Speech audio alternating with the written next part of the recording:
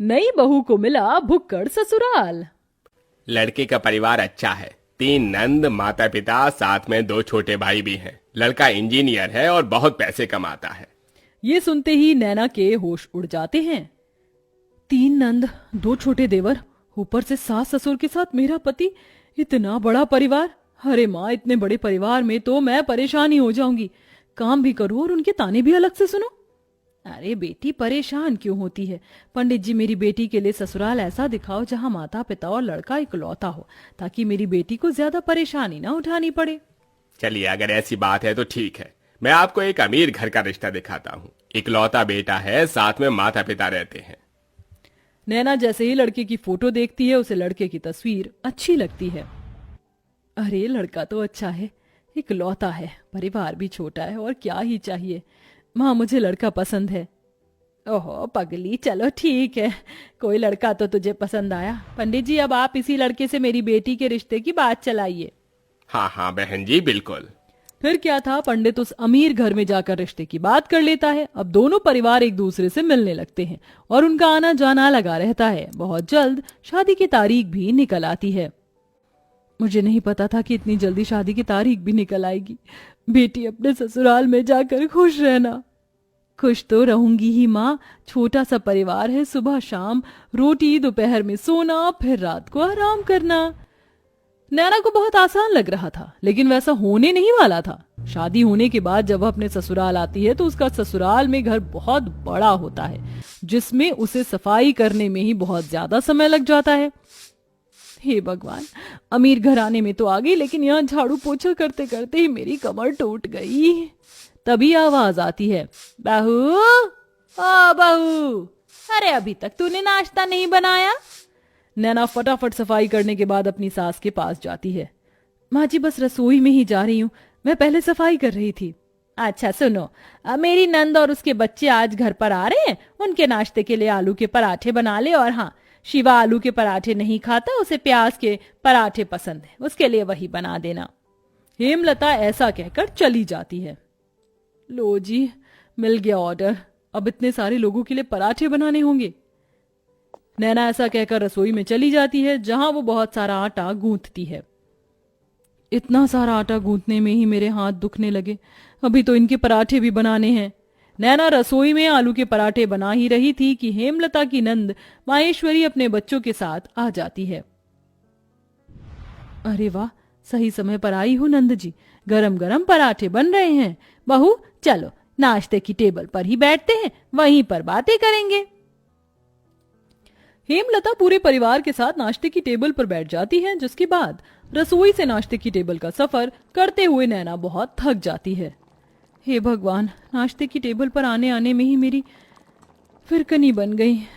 मैंने तो छोटा सा परिवार समझकर इस घर में शादी की थी, यहाँ तो सबकी अलग ही फरमाइश चलती है। तभी नैना के पति शिवा की आवाज आती है। अरे नैना, मेरे प्याज के पराठे नहीं बनाए तुमने? अभी लाती हूँ जी। नैना प्याज के पराठे बनाकर अपने पति के लिए नाश्ते की टेबल पर लेकर आती है। ये लीजिए प्याज के पराठे। तभी माहेश्वरी कहती है, बहू के हाथों से पहली बार खाना खा रही हूँ, बहुत स्वादिष्ट है ये पराठे, ये लो तुम्हारा शगुन। इस तरह माहेश्वरी नैना को शगुन देकर जाती है। सब लोग बहुत खुश होते हैं, लेकिन नैना बहुत ज्यादा थक जाती है। सबके सो जाने के बाद वो सबके जूठे बर्तन भी धोने लगती है। आज तो पूरा दिन हो गया, मुझे लेटने का समय ही नहीं मिला। नैना बर्तन धोने के बाद अपने कमरे में जाने ही वाली थी कि तभी उसके ससुर उसे कॉफी बनाने के लिए कह देते हैं। अरे सुनो बहू, जरा 1 कप कॉफी बना देना। अभी बनाकर लाती हूँ पिताजी। नैना दोबारा रसोई में जाती है और कॉफी बनाकर अपने ससुर जी के लिए लेकर आती है। आखिरकार उसे थोड़ी देर के लिए अपनी कमर सीधी करने को मिल जाती है, लेकिन फिर शाम की अलग फरमाइश शुरू हो जाती है। बहू, शाम के खाने में वेज बिरयानी, शाही कोरमा और चावल बना लेना। फिर से कोई आ रहा है क्या माँ जी घर पर?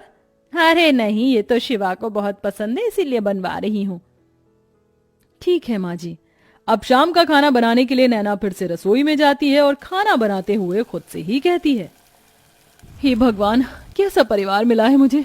सुबह शाम मेरे ससुराल वालों को शाही पकवान ही चाहिए होते हैं, और इतने भुक्कड़ लोग हैं कि इन्हें हर थोड़ी देर में भूख लग जाती है। डिनर में इतना हैवी खाना कौन खाता है? मैं तो बेकार ही फंस गई इस घर में आकर। नैना ऐसा खुद से बोलते हुए खाना बनाती रहती है। उसे रसोई में बहुत गर्मी भी लगती है, लेकिन फिर भी वह खाना बनाती है।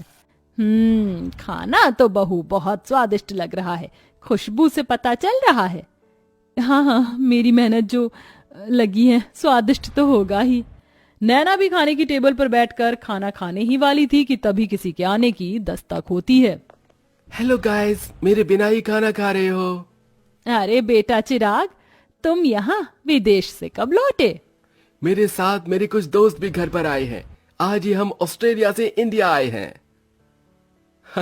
कितने दिनों बाद तुझे देख रहा हूँ नैना। ये मेरे ताऊ जी का लड़का है, विदेश पढ़ने चला गया था बचपन में। मेरा जिगरी यार यही है। जाओ नैना, इन सब के लिए भी खाना परोस कर ले आओ। अगर रोटी कम हो तो और बना लेना। हेमलता ऐसा कहकर बेचारी नैना को फिर से रसोई में भेज देती है। नैना को खाने के साथ दोबारा से रोटियां भी बनानी पड़ती हैं और वो बहुत ज्यादा थक जाती है। सबको खाना खिलाते हुए उसी के लिए खाना नहीं बचता। ये लो, बस यही रह गया था, मेरे लिए थोड़ा भी खाना नहीं बचा। कैसे भुक्कड़ लोग हैं, एक बार भी मेरे बारे में नहीं सोचते हैं। नैना को बहुत बुरा लगता है। वो अपने कमरे में सोने चली जाती है। इसी तरह जब भी वह कुछ बनाया करती तो सारा खाना उसके ससुराल वाले ही खा जाते हैं और उसके लिए कुछ नहीं बचता।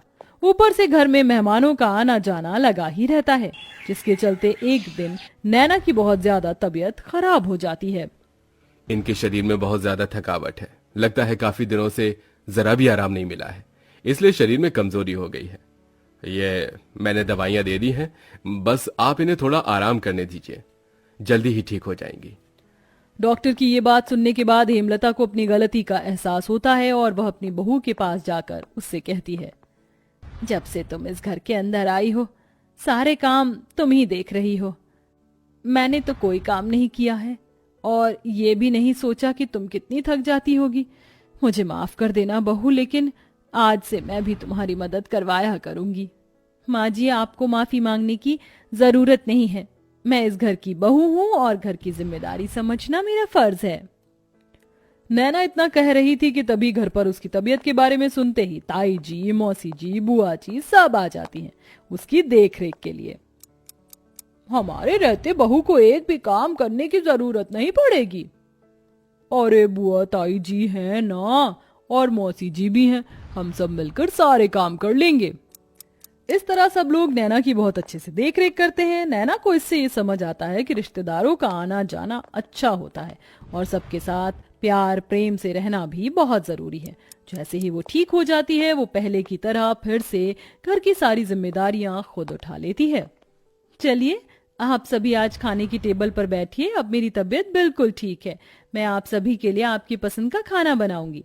नैना ऐसा कहकर रसोई में चली जाती है। पीछे से हेमलता आती है।